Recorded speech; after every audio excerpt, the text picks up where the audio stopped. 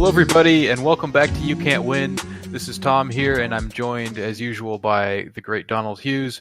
And we are also joined today by our old friend, Leo, who is on Twitter at Tetradugenikid. That's TETRADUGENIKID. This is like one of my oldest friends. I'm not sure how long you guys have known each other, but we have a lot of shared interest. He's a really funny guy. He's been, I don't know, like a poster's poster for a long time. So welcome to the show, Leo. I'm honored to be here on this fine show with Tom and Don. And I hope we have a very enlightening and NPR-esque conversation today. Yeah. Tom's going to add maybe 40 minutes of news music in between everything we say. Just, hype it up to the, 10th level of production. Yeah. Yeah, exactly. Yeah. Today in the news. Yeah. Maybe like dark rumbles and stuff, and we'll talk about like Iraq. There have been interesting developments in Zambia. Here's our correspondent, Rachel McTwar-Elatwej. Yeah. Leo, so why don't we give the people a sense of, I don't know, what you're about and how we became friends. I think we met like back on the Something Awful forums, right? Yeah, we were both Yad lads, and we both like to cause trouble on the intranet. I think we started posting after I got kicked out of boot camp when they discovered that I'd altered my medical records to hide some broken legs. And I remember that. I think we talked about our family's shared military secret history, and just became friends from there. Yeah, it was FYAD. And did you meet Donald around that time, or was that a little bit later? I was just reading Donald's posts in awe. I don't think we started talking really until early on in Twitter era. So I don't know when that is, like 2012 or what have you. All right. Yeah, I don't know. I mean, I think we connected through Tom or something. And no. I was about then, maybe 2011, 2012, maybe. Yeah, something like that. So. Okay. Yeah. Donald's his legendary "Why I'm Not a Libertarian" post in 2006 is what made me stop being a dumbass college age libertarian guy. So I owe him for that one. Yeah, thank you.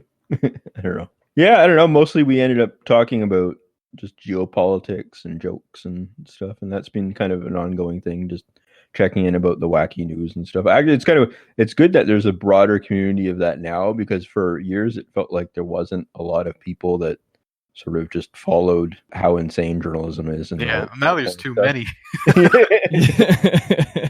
We need to cull the herd a little bit. Yeah. Yeah, I mean, I don't remember talking about politics too much with you, Leo, back in those early days. A little bit, but it was more like, honestly, you were kind of like a big brother to me in a way. Like, I was sort of a little dweeb and had a lot of issues with my parents and kind of like, all these like young guy kind of problems. And you were someone who really helped me get through a lot of that stuff and just said things that I needed to hear at different points in my life. So I'm always going to be grateful to you for that. I don't know. It's just, we don't talk as much these days as we used to, but that's something that I always think about that as being like a really helpful, great experience. That's very kind of you to say. Yeah, I remember it was kind of like a worldly older cousin to the younger cousin who hasn't yet learned how to gamble and shoplift sort of relationship, and it helped you clear up some kind of Oedipal Freudian problems that were holding you back in your life. And for sure, one day it was just like that the cloud cleared and Tom was a man, and that was a beautiful day. Yeah, I mean that's exactly what it was. That's what it felt like. Yeah, and I guess Leo is also someone that we know as a very independent thinker. I guess that's how I'd put it, and kind of just I find that maybe half the time we end up disagreeing about something, but it's really fun to kind of get into it with you about different things, because I know that it's not going to be just whatever other people are saying, and it's pretty usually something that you dug into a bit.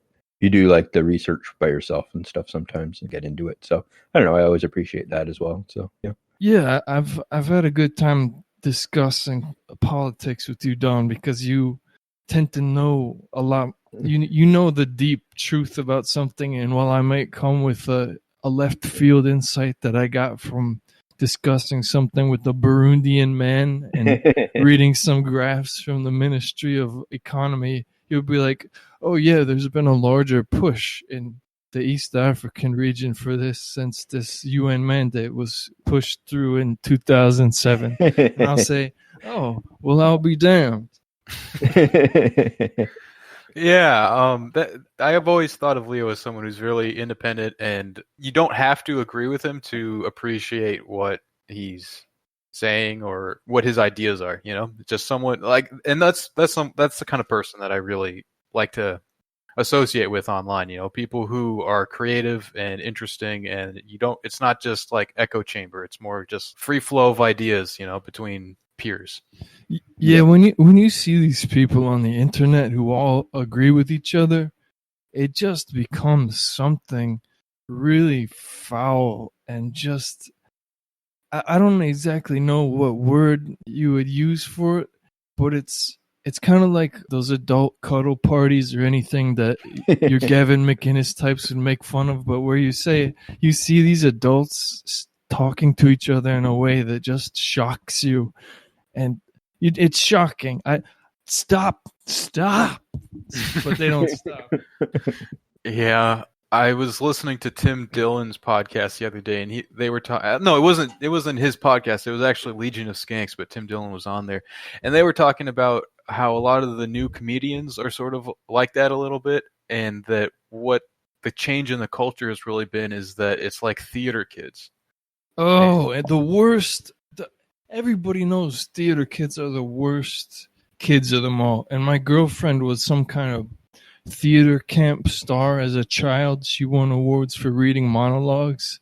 And she'll tell me stories about how the camp teachers were essentially all like Mr. G from Summer Heights High and would have grudges against kids for performing a certain way.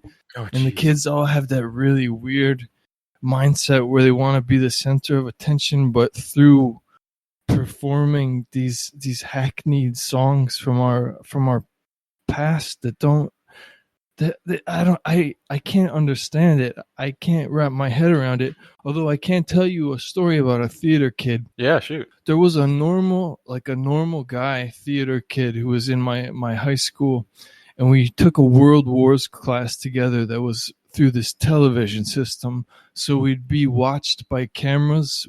Maybe 7 of us in the classroom, while the teacher taught remotely. And in the room, they had a bunch of boxes of that old style printer paper with the punches on the side. And I'd spend half an hour in class ripping the sides off very carefully. And I'd put them around this guy's neck.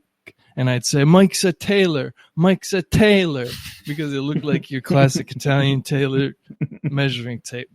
And he didn't like it at all, but I thought it was pretty funny. That's my story. Good.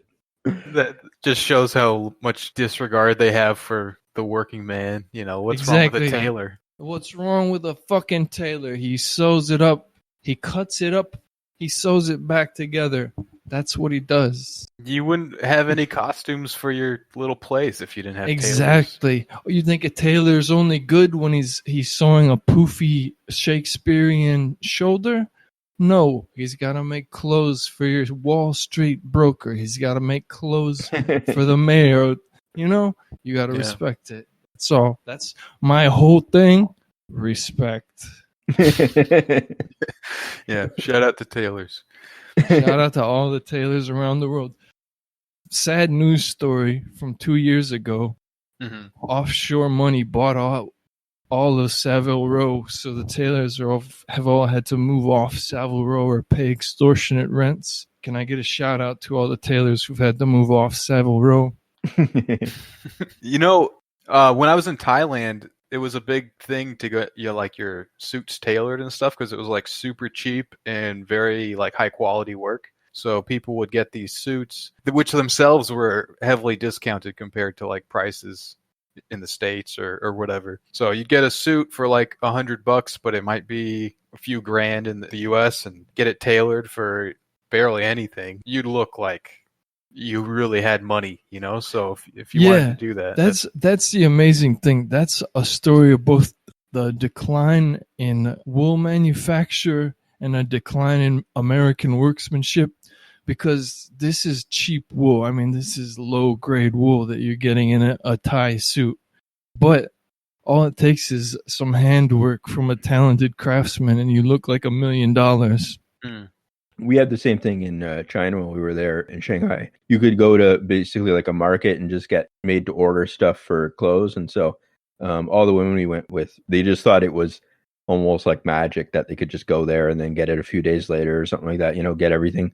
And I don't know. It's funny because, you know, in retrospect, it probably wasn't that great clothes. It was just really, you know what I mean? Like it was just kind of like almost like just because it was novelty, but it was like, you know, buying huge outfit, like whole like wardrobes basically because for like a few bucks here and there. So, yeah. Oh, Donald, that reminds me of something. One of my new economic perspective programs to heal the American economy. Mm-hmm. Here's what we do. I think we've all heard the news. Fast fashion, wasteful. High fashion, cost too much. Made for different demographics. Not going to mention them. But what do we have? We have a lot of people. What can they do?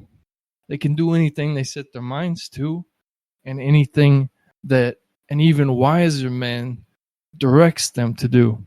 So here's what we do. We set up a nationwide tailoring and dressmaking academy. We train a certain number of people in each community. Then we set up a system whereby a person can either input a clothing design they'd like to have manufactured for themselves, or just pick from your normal suiting and dressing of the season. And they're handmade and custom tailored locally. You pay that person, the money stays in the community through economic cycles we're all well aware of, and you're halfway to economic recovery. You just bring back your casting and your stamping plants after you've finished with the clothes. Okay, let's continue. I like the idea.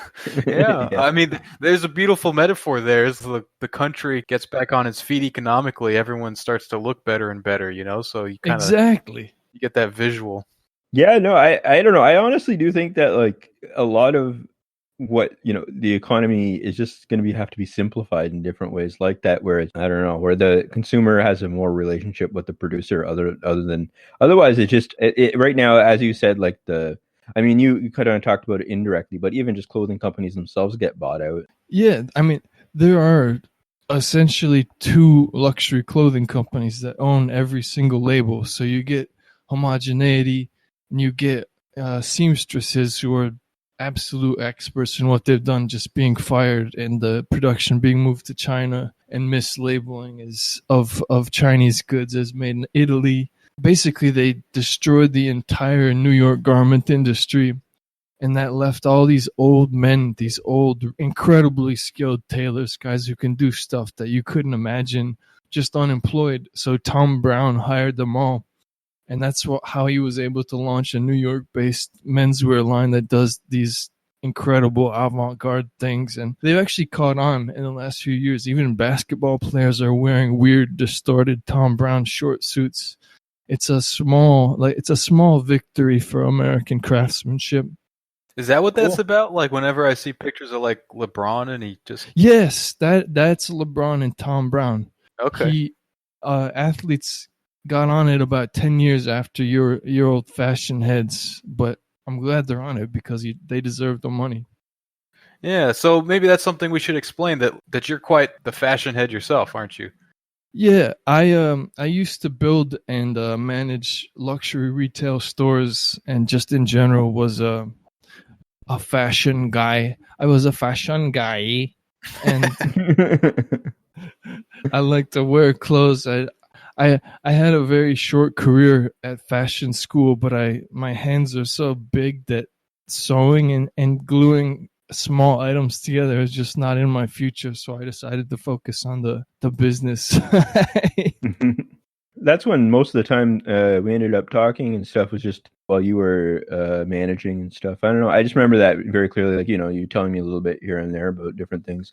Yeah, I don't know. I always found that interesting. I never kind of like got into it too much just because I didn't know how much you were, wanted to share or anything like that. But I do find that kind of stuff, the building of stores and stuff, that kind of thing really, I don't know. It's one of those things where I think you also, have that tendency to kind of respect professionalism.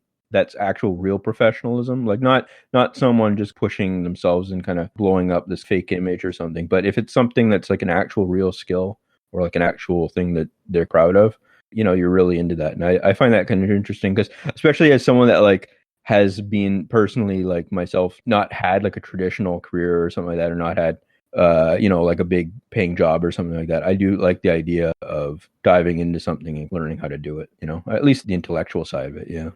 That's an excellent point, Don. I think that especially when we were kids in just, grade school, high school, there was basically nothing less respected than craftsmanship from a human being. Nothing got any respect except, your traditional professional class stuff. That always kind of confused me because I grew up near Flint, which is, with all the union auto work jobs. And it was when I was a young youth when Ford tried to replace an entire factory floor with robots. Mm-hmm. And it was a complete failure. They had huge yards covered in unused robots a year later because they just couldn't replicate the craftsmanship of a human being who'd been doing the job. They kept talking about robots, but they never really figured them out past welding and paint for a really long time. And even that requires a lot of human handwork to fix their errors. It's really only been in the last 10 years where you can pretend that you have a fully automated assembly line like Tesla. But of course, they have this massive workforce that does all the in-between jobs that you can't have a robot do. Actually, Donald, you're the one who told me this yourself, that when people talk about robots replacing humans, it's not really about the superiority of the tech. It's just about capital being cheap enough to get robots and not having to pay a person to do the task. Yeah, I think that's a lot of it. I think also robots break, but they don't go on strike. That's right. One thing. And you don't have to really pay a pension for them in the same way. It's one of those things where I also think I don't even know if it's all like actual technical thinking. I think it's, I think part of it is just like right now, I would say the dominant idea in business is this idea that we're going to get rid of most types of jobs pretty quickly, like in the next 10 years or so, or 20 years. And I don't see it at all. I don't understand where that kind of idea is coming from because of, some of the problems that you said. But if there is going to be a lot of automation and stuff, one of the areas that's ripe for it, and as actually they're trying to do somewhat, but it's usually just against kind of like the lower rungs, is stuff like management and professional class jobs like lawyering. A lot of lawyering now it's actually, I've heard that, they're trying really hard to kind of finally integrate some of this predictive software and all that kind of stuff to predict whether or not a case has a chance of getting a success so that they don't actually have to put people on it to work through the details and stuff.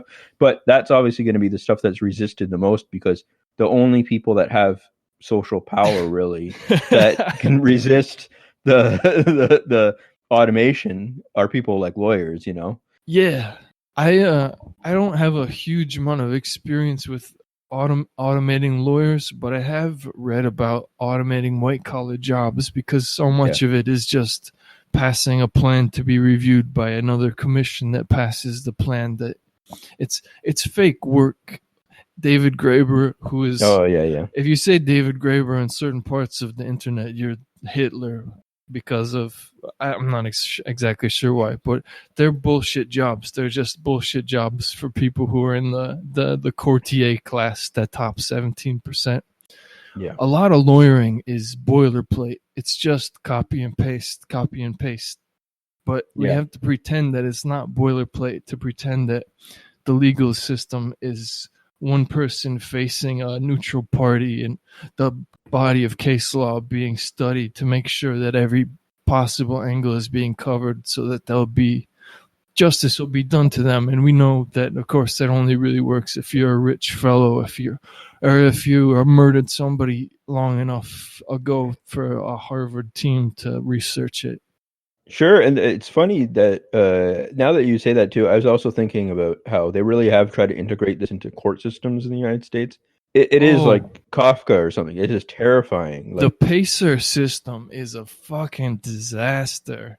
It reminds me a lot of bank IT, where whenever they do these $500 million half measures to try and make an old system that's set up on a bunch of clerks and so on, checking one thing, the next guy checking the next thing. They build these levels of fixes that sort of work but don't quite work, and the next fix has to be exponentially more expensive than the fix before it, and eventually things just fall apart and there's nothing you can do to fix them because the original... Sorry, what is the PACER system? What is that? Is that the PACER system? Yeah.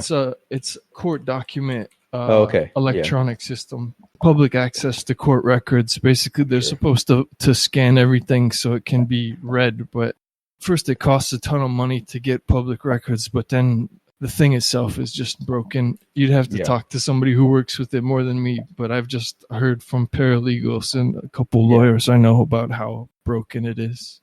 I guess the court systems, like the prosecutors, whatever, I'm not sure, have like predictive sentencing. So like, they know like what percentage chance you have of reoffending, they think, so that they can kind of be like, oh, this person in this case has like a, I don't know, 80% chance of whatever. So then they match up your parole to these kind of automated responses for the judges, whatever, and like, for the deals or whatever. So it all has this like veneer of being a computer deciding, when it has nothing to do with computers, really. Obviously, like it's not, you know what I mean? Like it's not really has anything to do exactly. with. Like, it's like the Google search algorithm. There are a lot of people setting this up, making it do what they want it to do.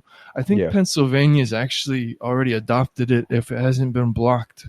But the system is basically, the sentence comes based on who you are, what crime you committed, but whether or not it thinks you're going to commit more crimes.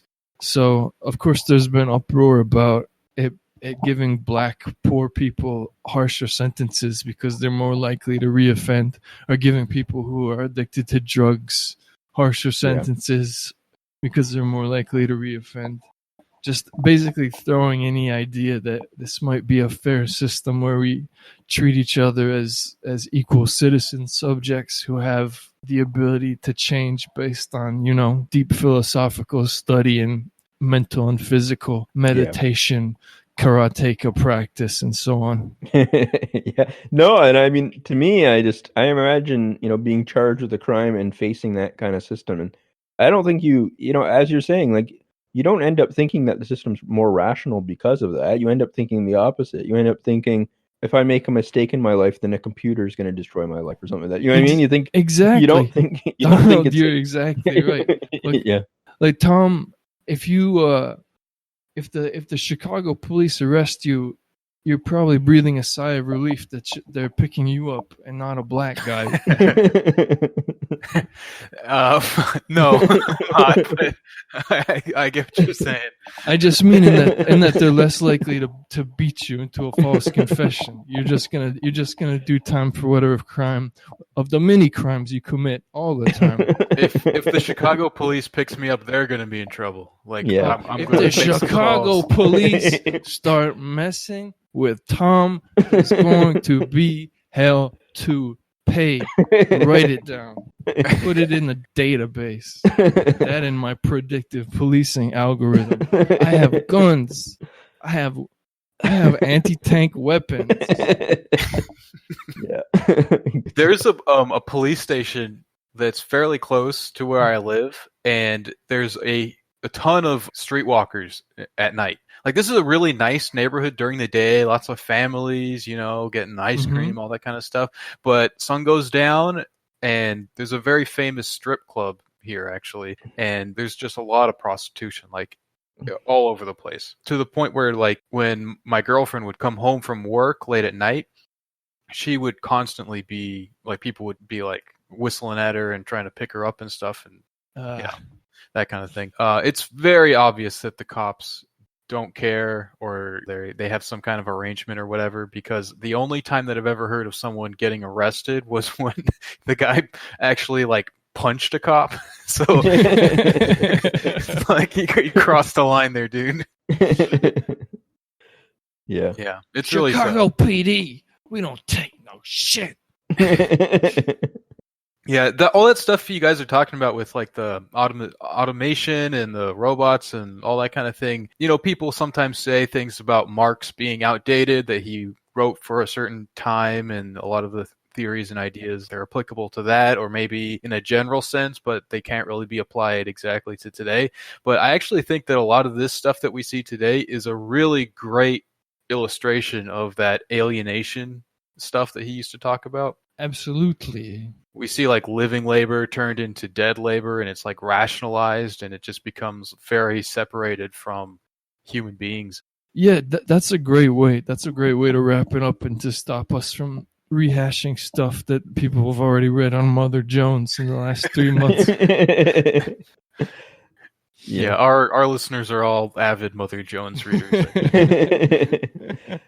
I remember at Christmas I went to like a Best Buy or something in Toronto, and I was walking around and I saw like just mountains of those new like Google Home or like Alexa and all that kind of stuff. I'm not sure if Alexa, but you know, like one of those, all those like AI things, like all Snitch bots. Yeah, Snitchbot, your home assistant technology. Yeah, I don't know who that's for. Like how many people? I don't know. It's so strange. That's a question. Yeah. The demographic for that is your unicorn affluent middle class, but which means professional class family, and they're just so busy because they got 2-hour commutes both ways, and both the parents are working, and the kids have 18 extracurricular activities so they can get the merit to attend an Ivy League school and join the professional class. So you just so tired that you gotta have Alexa order your dinner and sing your children's songs to bed. And since they're the most affluent demographic outside the super rich, you get data on them directly, and it's almost entirely a play for that. Yeah, I think that's right. I think that's the demographic. It's those people who feel like they should have domestic servants, but they just can't quite afford. Exactly. Yeah. Wow.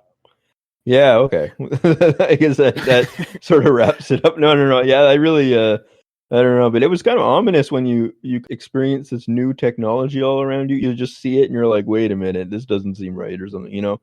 Yeah. Whose idea was this? Yeah. I can't use the like Siri. I have like an iPhone. It doesn't have that set up. I just have to turn it off. It still does it anyways because you can't like, you know what I mean? You can't like really turn it off. It's just like it's almost like notional that you can turn it off, but I can't. I don't know. Just the idea of like talking to a computer like that is still. Do you refuse out of principle or because it doesn't work for you?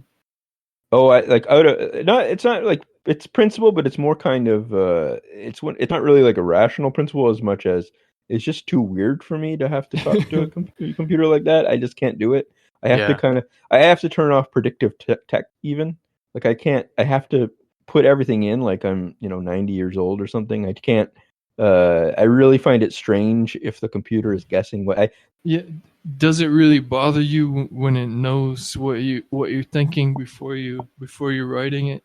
Yeah, I think that does. And I mean, and all the weird stuff that happens where you like mention something and then it pops up in your ads. The way things follow you. And what really bothers me is if I'm in somebody else's house and I put their Wi-Fi on my phone, and suddenly I'm getting ads for whatever the deep dark desire is that they've been searching for in their own house. Just it's so offensive that we've let the entire world become surveillance for a very small profit. Yeah, I was thinking the other day that like the more that happens, the more that they like gather data and they can really target you with really personalized advertising, the more it's going to be stuff that you don't want to be bombarded with, like your medical problems, or because like fear is a huge thing, that fear and insecurity, right? That's like two of the big principles that they always like use in advertising, right? So, it's just going to be that all the time, everywhere. Like, you gotta buy this or do this so that your medical problem's okay, or that you can feel okay going outside and being judged by the rest of humanity and all that kind of stuff. It's just really nightmarish. Yeah. I get ads for new medical hardware for spinal fusions, and it's because my girlfriend has scoliosis and presumably has looked it up online. And I get this, but my Facebook ads also all default to Kenosha, Wisconsin. So I think that they're still targeting people, but they've added some layer of obfuscation because they know there's going to be a big European and possibly American audit of everything they do. So they're adding fake geotagging that's wrong, so that when stuff is cross-matched, they say, oh, see, well, they looked at this conversation to serve this ad, but all of these ads, they're not even geographically relevant. This couldn't be antitrust. That's my half-baked theory about it. Yeah, it could be. Yeah, I mean, they have had to admit recently that workers are filling the gaps in these searches and automated things. They've got thousands of people that are listening to your messages or reading what you're writing and stuff, so that they can bridge the gaps in software and stuff. I know that first or second hand. My friend Mike was one of the contractors when they rolled Siri out in Australia. And because the predictive text wasn't good at picking up the Australian accent at that point, so we'd constantly have to answer Australians' questions about getting directions from Adelaide to Perth or whatever the fuck. Wow. And there was no filter for private stuff. It was STD clinic Perth. How do I get an abortion if I'm 14 in Melbourne? That kind of thing. Yeah. Do you think Australians have a funny name for abortions? It's a boy. I'm just looking for a boy, isn't it? Yeah. A Boro or something. Stop appropriating indigenous terms for abortion. Go back before the white man ever set sail. Good stuff. My friend Jack, he's an Australian, and he just gets progressively angrier and angrier because he went to art school, and his friends are art school types, but he's more of like a motorcycle man, a renegade, and he goes to these gallery openings just to socialize, just to connect with other people in this world, and he says that before any event, there's an automatic scolding introduction by one of the white PhD women in a floofy long dress and glasses about how we're so thankful to be having this event on occupied indigenous land.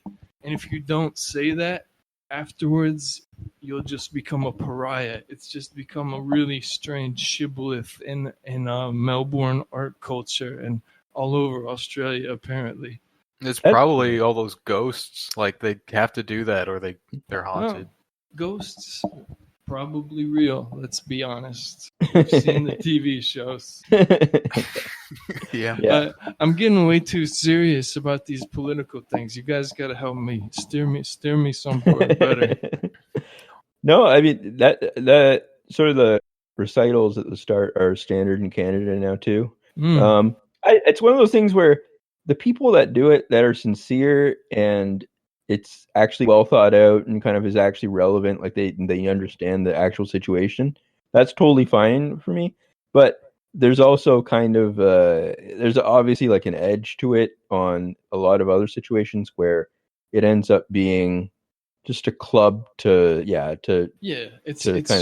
show you're in group and you're not a bad person outside of the group. Yeah, and it's almost like it really is almost just It's almost like some of the LGBT stuff in fashion scenes and stuff, where people just kind of post about it too. To kind of it's like I'm for this novel evolution in culture. I'm for it. I'm not against it. And by the way, the people who are against it, they're bad. So me, I'm good and hire me. Yeah. I'm not going to get mad about it. It just, it's pretty transparent a lot of the time. Sure. Yeah. I mean, transparent. What's annoying to me about that is that it's people who are carving out like a garrison for themselves, like in their upwardly mobile, and they're trying to achieve a certain kind of class position. Yes. And they will establish this kind of cultural environment, certain vocabulary you're supposed to use, a certain kind of like attitude you have about certain things and political views or whatever. But it's not anything beyond that. It's just it's just markers. Like, you have to do all this stuff and then you're good. And if you don't do it, then you're not even going to be considered. Like, you just won't be allowed into that world. Yeah, you're a non-person. It's a professional class thing, and it's almost an extension of all the busy work, all the side courses they have to do to qualify for their schools.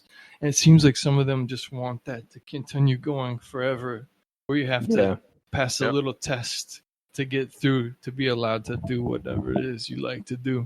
Yeah, I feel like journalism pretty much doesn't exist anymore in the country, and the people that are called journalists, like, just them opinionating about stuff, and it's done in a certain way that it's like only those opinions matter, And again, like, I don't care if people do that like themselves, but I think it's a problem when it takes this class character. When that takes over for simply sharing information about what's happened.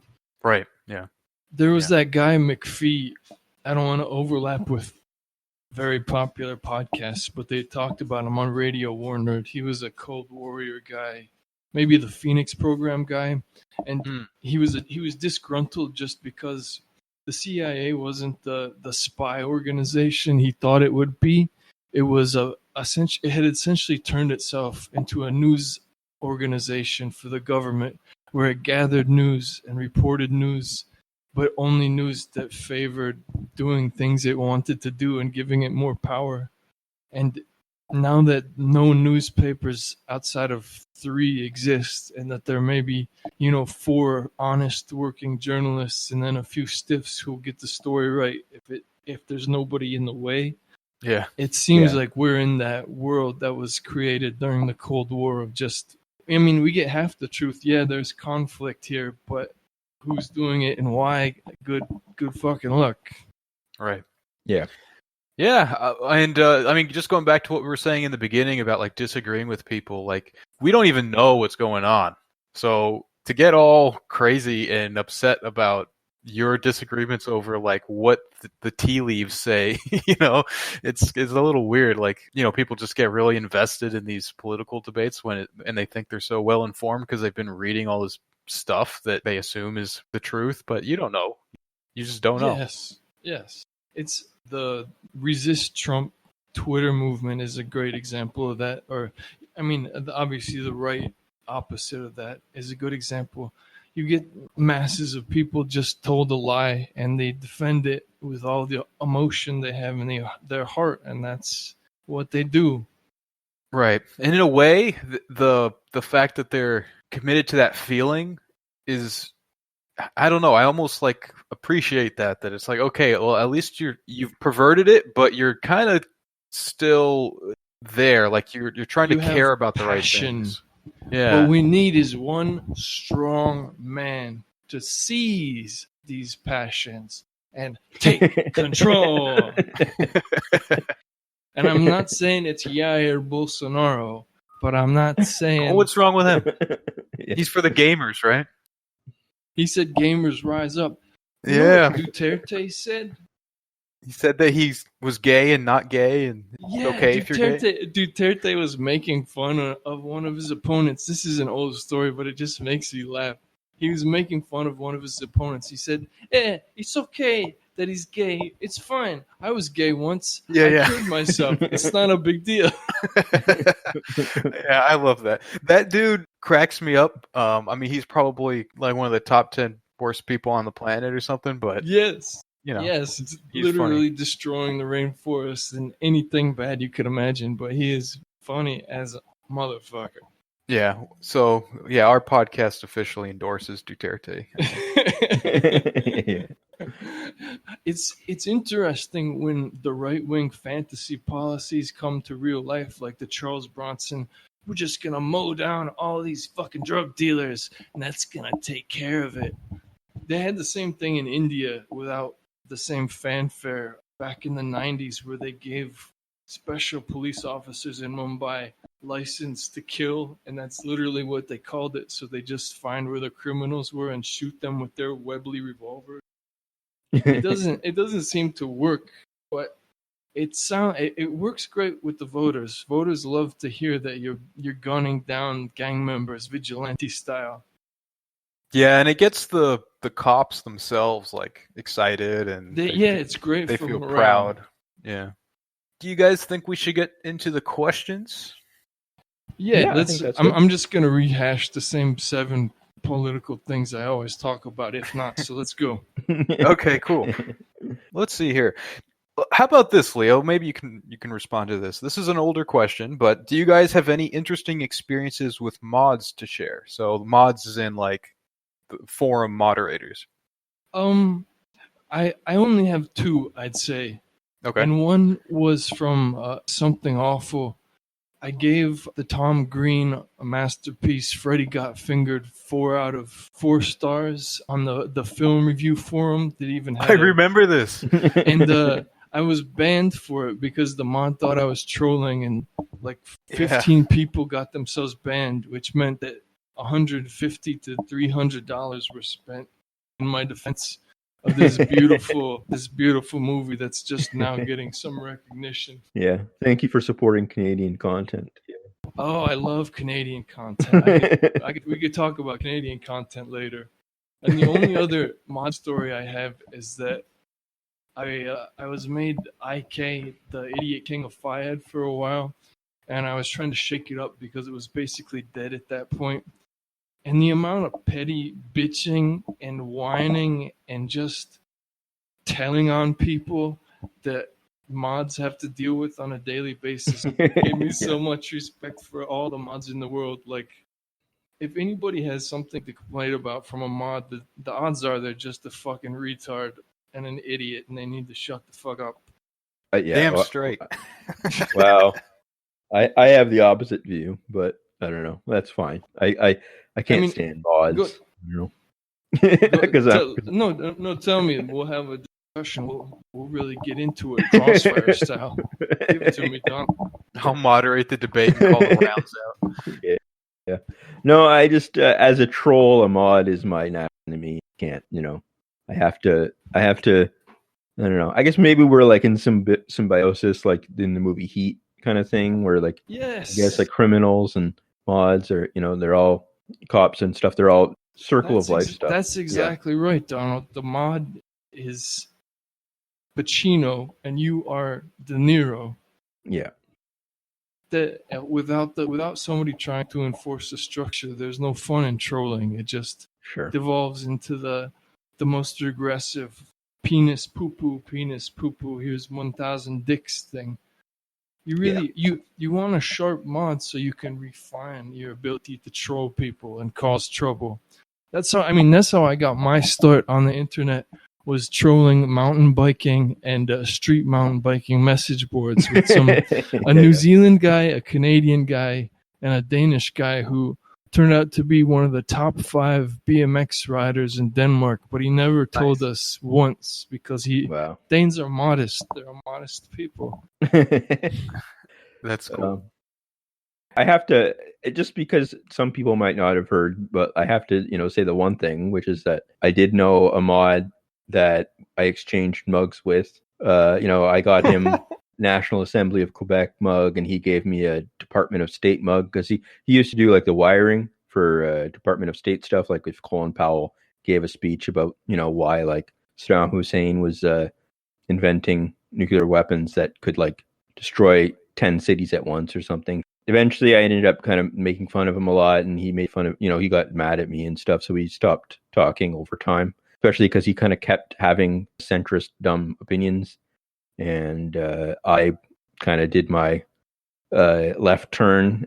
Yeah, and then on September 11th 2012 he was killed in Libya. So I don't know, I think R.I.P. I don't know.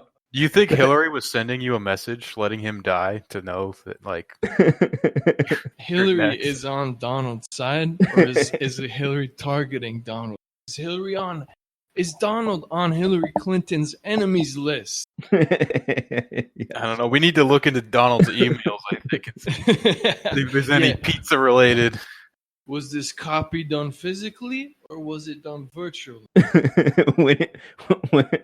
When he died, the first thing that I did was, or like one of the first things, I tried to change his Wikipedia page to include a section on his racist posts. Because he did that one laughable, laughable Kosa girl, Kosa, yeah, or something, yeah. And then he also did one about like Nelson Mandela, about how he should die in prison and stuff. That is old-fashioned pro-segregation American racist.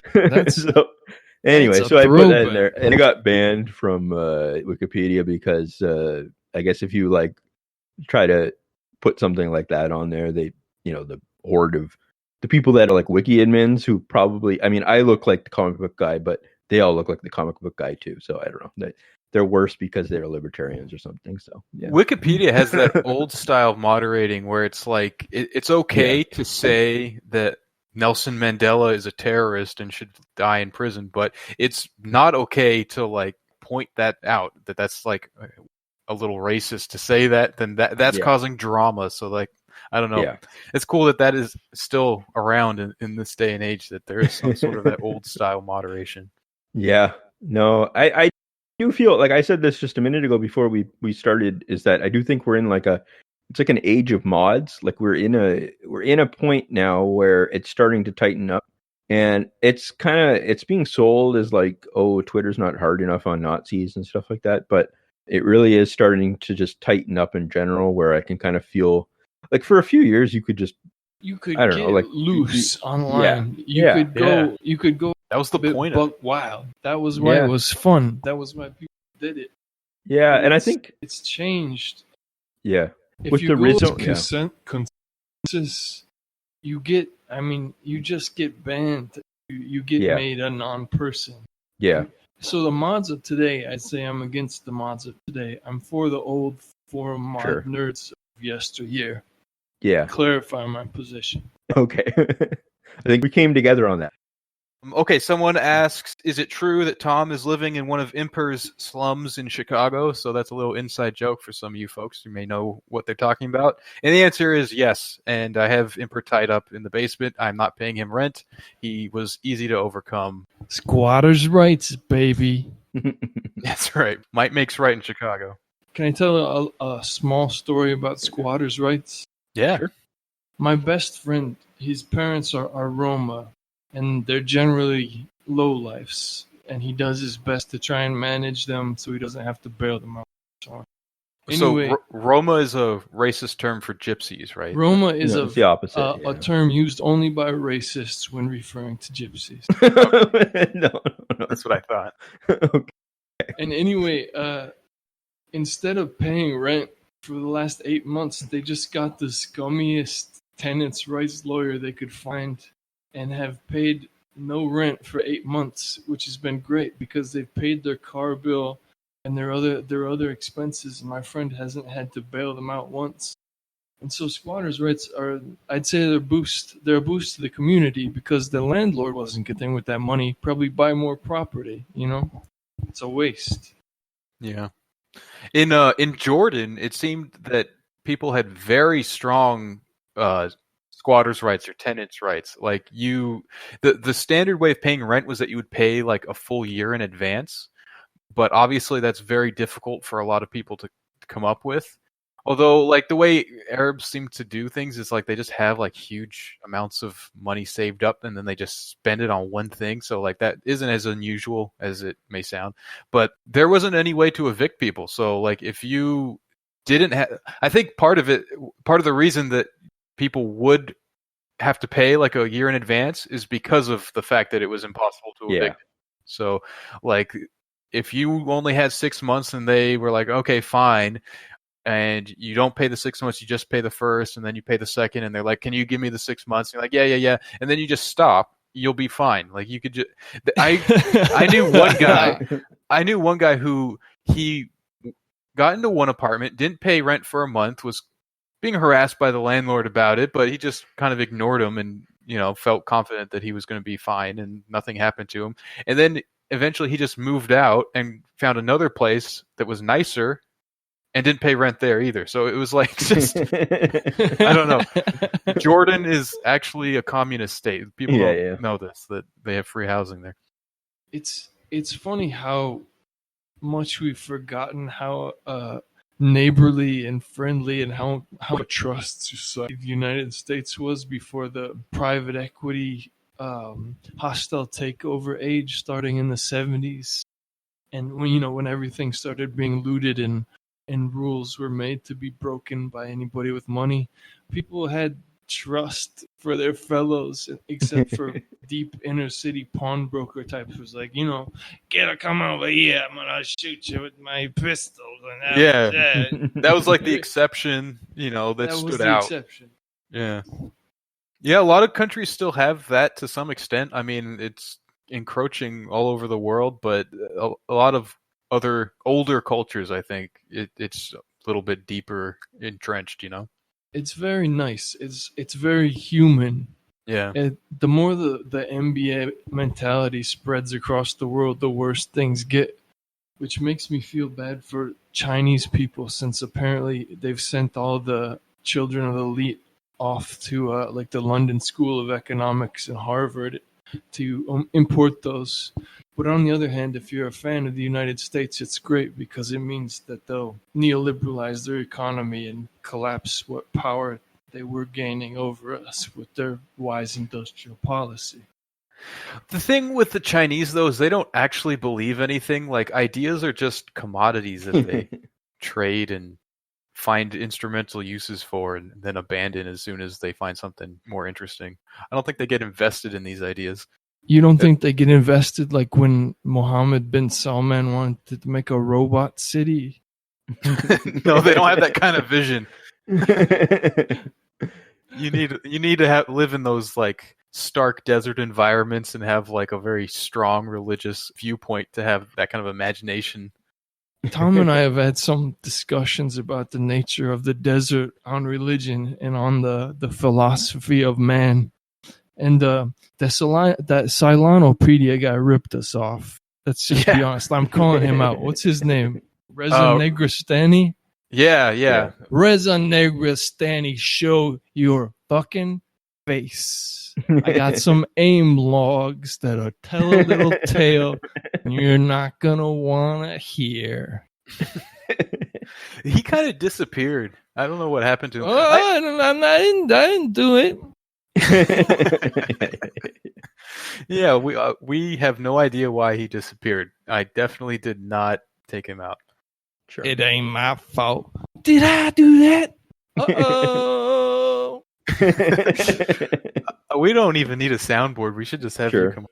All right, so this is a little gossipy. I don't know if we want to do this. Ooh, gossip. Do you want the gossipy one?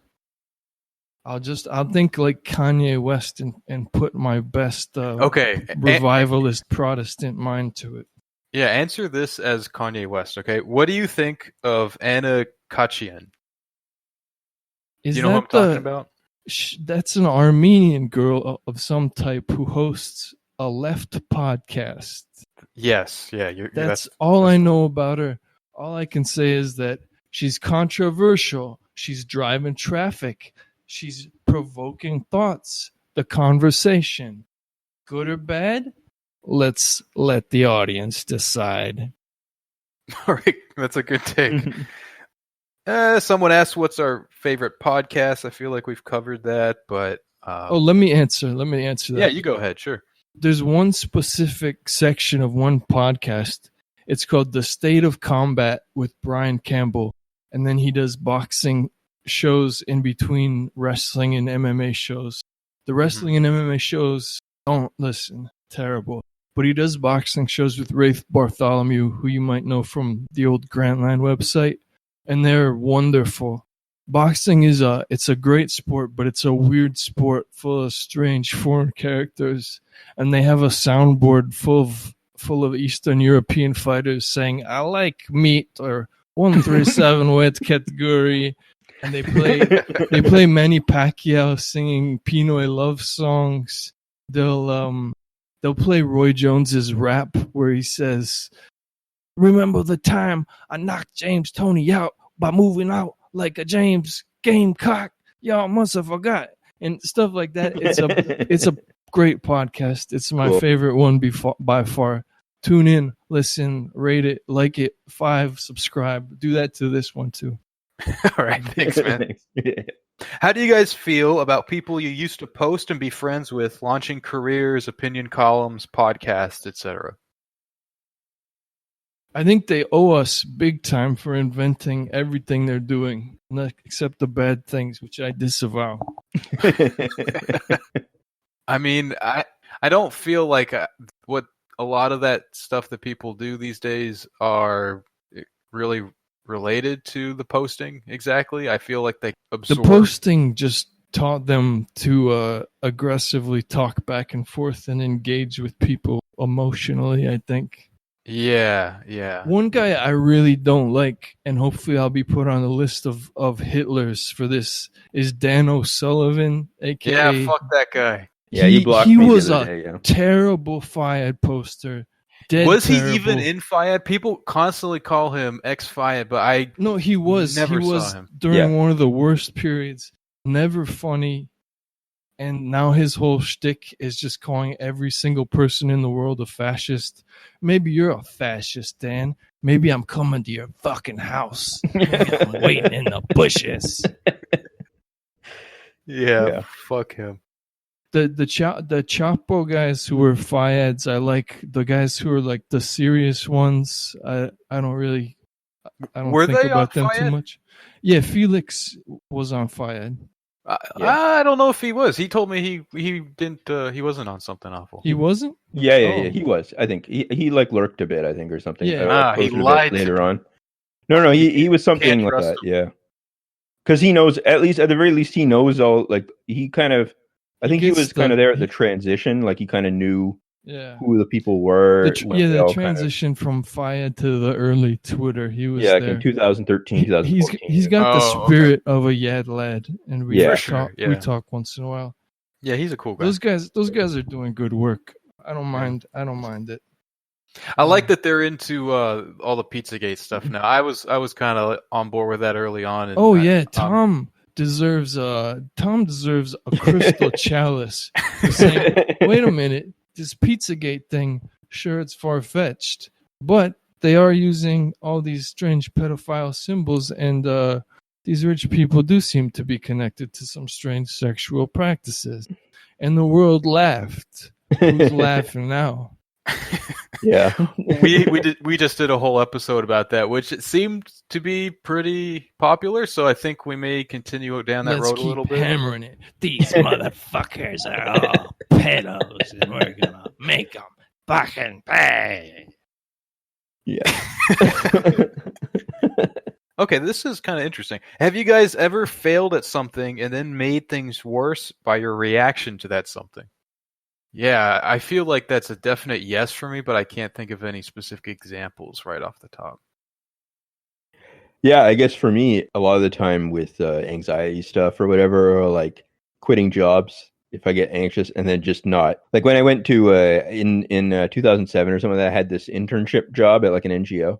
And I was working full time and also trying to teach Chinese full time at night, just like in retrospect, like not like a well thought out kind of situation.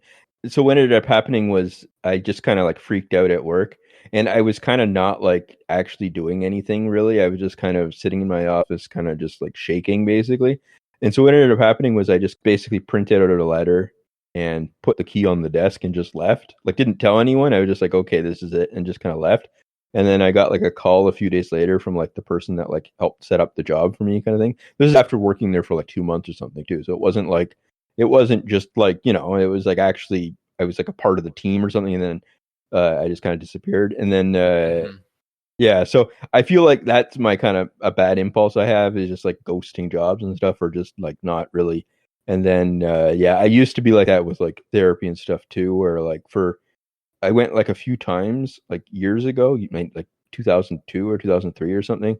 And then like it just didn't work out like right away. And I was like, I guess that doesn't work. I guess therapy's not real or something. You know what I mean? And then I don't know. And then I don't know. So I feel like now I have to kind of learn to follow through with things a bit and see where they go or something, instead of or at least like communicating my problems to people and stuff, instead of just kind of walking away and being like, okay, like that didn't work, now let's see what happens, kind of thing. So yeah, I'm with you right there, Donald. I was the typical smart, athletic child who expended no effort to get great grades and all that. And the instant that things got confusing for me, I just quit. And that became my pattern of life. Like after I got kicked out of the Navy for my bones, I went to college and I got panic attacks over getting anxiety from drinking caffeine. And instead of just dropping the classes, I'd hide in my car and while the class was going on and make everything worse. I was a cook at a steakhouse, and my job was literally just to grill the cook. I'd grill the cook. I'd grill my ask him all kinds of questions, affiliations. Well, how much salt you putting on there? How much fucking teriyaki is on this entree, buddy? But no, I just put baked potatoes and steak on a grill over and over and again. And one day I broke the griddle. I just broke it, and instead of doing anything, I just walked out the emergency exit and never came back. Yeah. I just had to learn to both plan for and deal with the consequences of my actions. I think that's what adulthood means these days. Now that adulthood is no longer about freedom or having a job that supports you. It's more like learning how to navigate the weird bureaucracy of life. Yep. Yeah, that reminds me of something in William Gaddis's The Recognitions, and it talks about, it's a guy he's a priest, and he's sort of having this weird mental breakdown / crisis of faith. He's looking into like ancient Aztec beliefs and all this kind of crazy stuff, and it's almost like he was doing the whole Zeitgeist thing. But one of the things he says is that he's arguing with someone who's like a really pious Christian but a lay person who was saying something about how Christ dealt with something. And so the priest says like, well, was he ever really tempted if he was God, or like, what is temptation except living it through and making mistakes or sinning and then living it through? And he just kind of keeps on this refrain of like living it through. And I think that kind of, I don't know, that's what I was reminded of when you were talking about that, Leo, is that's maybe what adulthood means now. It's like it doesn't mean that you succeeded or achieved at anything. It just means that you lived a certain amount of time and now you're living out those decisions you made in the past. That's a great point, Tom. It's very Augustinian. It's just you fucked around with all these jobs in school, and then you got onto a scam, and you were making pretty good money on the scam, lying to a lot of people, ripping a lot of people off, doing this and that. And don't give away my tricks. Then you get caught, and you think, oh, I could live a sober life, an honest life, and I could help my fellow man. I'd say that's the second part of adulthood. Yeah. everyone kind of needs a little bit of that. You need to make some mistakes and then live with those mistakes, and now you're an adult. And that's, I think, not to get on to Twitter journalists, but those people have never made mistakes in their lives. They just, they get all A's in school, they go to a fancy college, and they're the good boys and girls who do what they're supposed to do. And that's why they're so infuriating, because there's nothing in their perspective about all the people whose lives weren't perfectly planned out to sustain any kind of bump. And they're so fucking smarmy if you're wrong about anything that's been put in their pre-planned life and hereafter. Yeah. No, they never had to take a chance on anything. Yeah, that's what Lebanese genius Nicholas Nassim Taleb loves to talk about, that whole skin in the game thing. If you haven't actually had to put yourself on the line for something, you don't know. You don't know that thing. Right. This show is called You Can't Win, and that was the name of this book back in the 1920s, and they talked about the Shits and the Johnsons. So the Shits are like these people you're talking about, these online journalists who they kind of do everything that they're supposed to do, and they're kind of like square, so to speak, but they just don't have that. They just don't have any humanity, They just don't relate to other people. It's all just about like, well, I got to do this and then that, and never break any rules, kind of stuff. Whereas like Johnsons, they might be like criminals, they might be lowlifes or whatever, but they do the wrong thing in the right way. Right. So they still live by a kind of a code and stuff. So, did you name this podcast that by Jack Black, the burglar? Yeah, that's exactly the book I'm talking about. Okay, I love that book. I didn't know if it was that or coincidence. Yeah, and the logo is actually ripped from the first edition cover. So, hoping to not get sued. The estate of penniless burglar Jack Black is coming. Yeah, I figured that they might appreciate it, if anything. You know what I mean? I don't know. We'll see. You know what? We might do an episode about that book at a later point, and perhaps you'd care to join us. I don't know. Perhaps.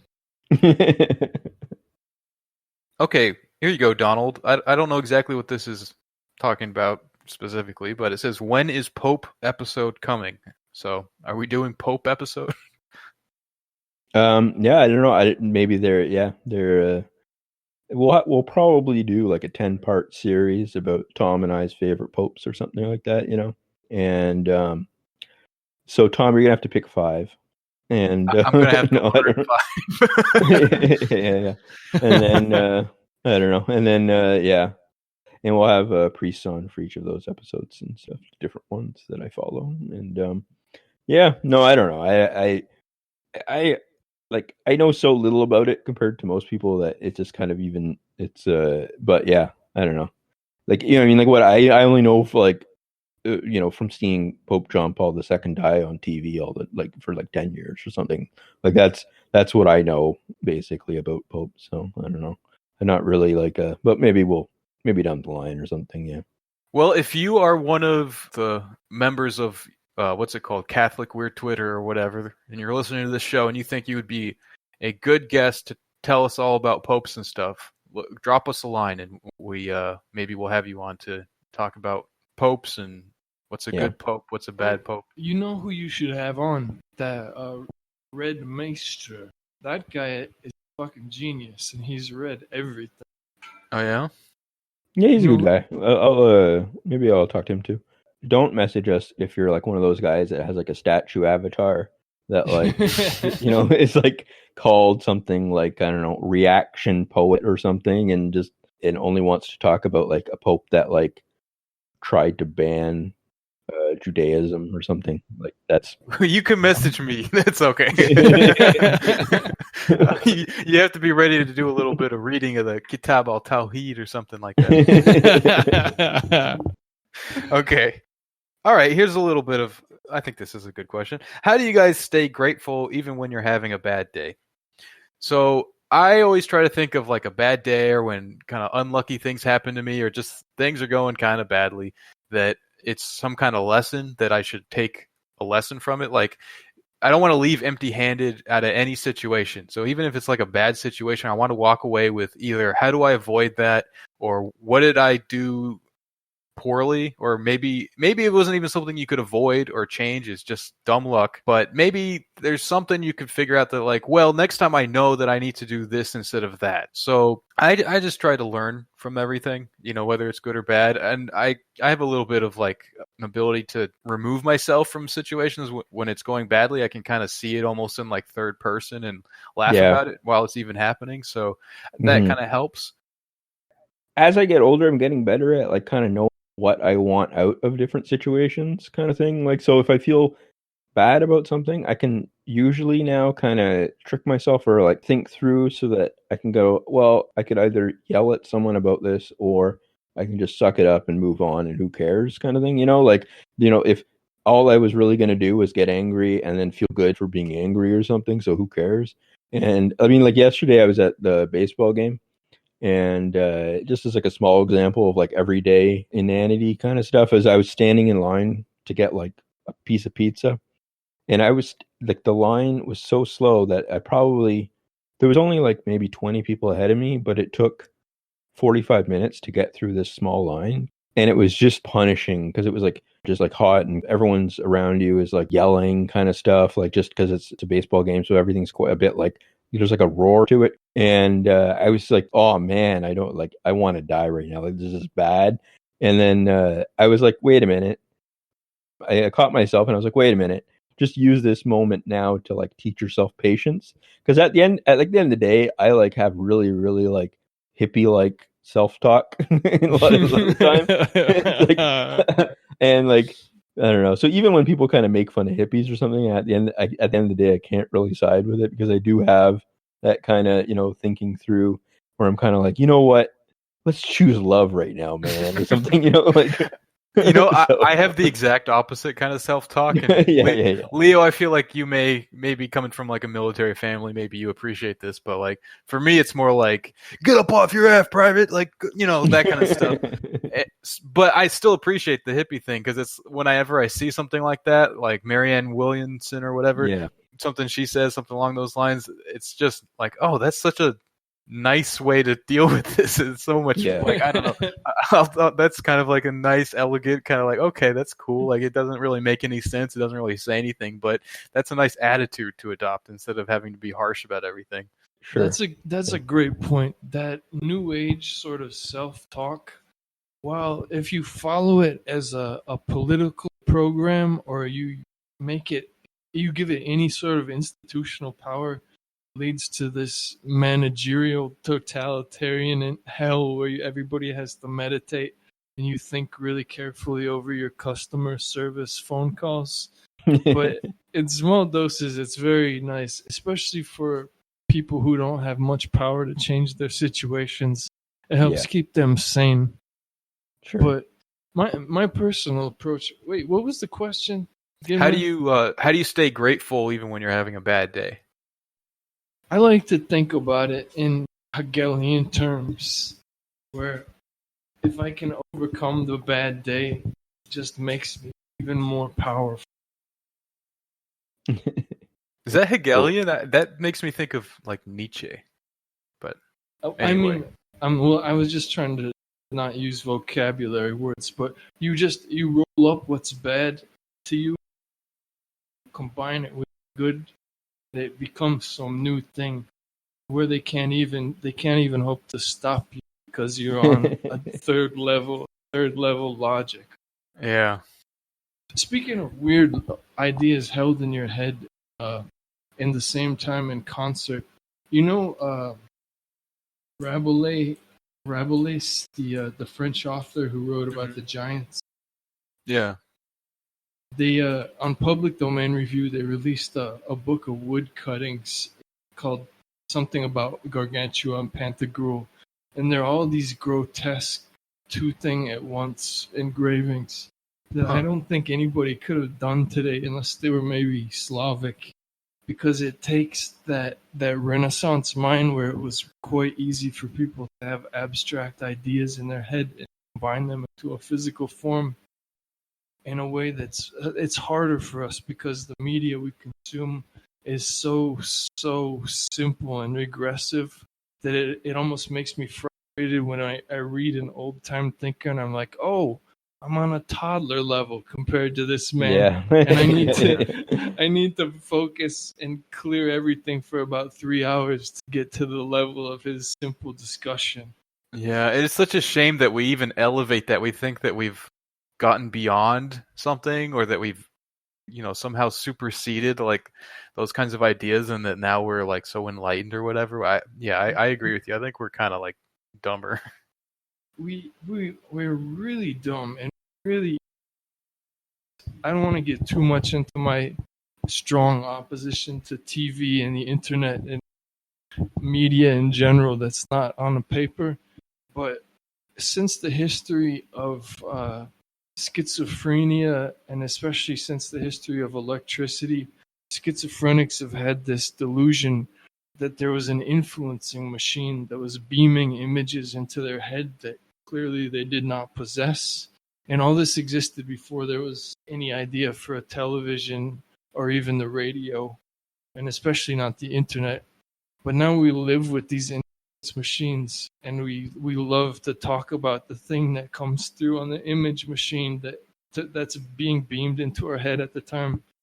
And I think about it often because I see my own parents, and I just talk to random acquaintances, and they somehow have the idea that the politicians of the day want them to have in their head that day, and they want to talk about it. And I just think, like, if you hadn't been watching TV or you hadn't been looking at your phone, you could have been thinking about something much more pleasant or maybe even interesting. Yeah, no, I think, in a small way, we've been trying to do a little bit of that by just kind of getting away from, some of the stuff that we talk about is, in the headlines, like the Epstein stuff or something, but most of what we talk about is just, I don't know, like life or random kind of stuff, I think, and that's kind of fun. So yeah, I think that's good. You had your, what was that in the Renaissance, that coffee shop culture where people were just bullshitting? Yeah. Yeah, and then on the Patreon, we've been doing like book discussions and stuff, so I don't know. I feel like that's a good thing for people. Can I ask either of you a question? Please do. Yeah. When you're reading a book and you're not distracted at all by anything, how long does it take for your mind to start to wander to higher thoughts that kind of get kicked on by the book? That doesn't happen to me I don't experience it that way, at least. That's not how I would describe it. I tend to stick pretty close to the text that I'm reading. So in a way I would say immediately, but in another way I would say like it doesn't happen. So I don't really know exactly how to respond to that. But I find when I'm reading something, especially if it's something like of substance, I will think about what I'm reading but continue to read it. So I don't like wander. I don't feel that sense that I'm wandering off from the text. It happens to me pretty quickly. Yeah, it actually I can read like a few pages now, and then I start thinking about stuff, and it takes me a very, very long time to actually finish a book usually, unless it's like a small topical book. If it's like a long book about like, I don't know, like prayer or something like that, or something kind of deep, then it takes me forever to get through because I only can focus for a small amount of time. So yeah. It's interesting that you both say that, because I have the same experience as you do, Tom, where it doesn't really matter what it is. It's either an information dense or just a well-written book. You start thinking about that sort of character and how they either exist or don't exist in the world, and how these sort of frameworks influence us. I just see frames everywhere because, we're always having these cognitive frames imposed on us. So it's hard to escape thinking about them. Yeah. That stuff tends to happen to me afterwards, like when I'm not reading. That's when I kind of have those thoughts, I guess. And that's why he's so effective. All right, I think this is about time for us to wrap up here. So thanks for coming on, Leo. I think it's been a really great conversation. All right, I appreciate being on. I'm sorry I couldn't have gone a little bit buck wilder for you. Oh no, this is what we do here, so this is fine. All right. Yeah. It was great to be on. Thank you, Tom, and thank you, Don. Yeah, thanks, man. All right, guys. So our Twitter is @YouCan'tWinPod. You can send us questions there on the Curious Cat. There's a pinned tweet there that will link you right to it. You can also send them to the Discord if you are plugged into that. And yeah, thanks for listening. We'll catch you again next time.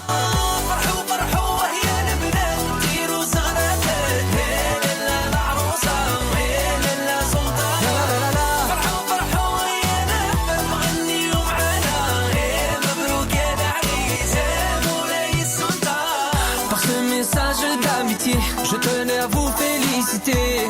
Vous serez réunis, Inch'Allah, pour toute la vie. Profitez de ce grand moment. Embrassez fort vos parents. Car en ce jour béni, tous ensemble on vous dit Mabrouk, Mabrouk, Mabrouk, Mabrouk alaikum. Mabrouk, Mabrouk, Mabrouk, Mabrouk, Mabrouk, Mabrouk, Mabrouk, Mabrouk, Mabrouk, Mabrouk alaikum. Mabrouk, Mabrouk, Mabrouk, Mabrouk.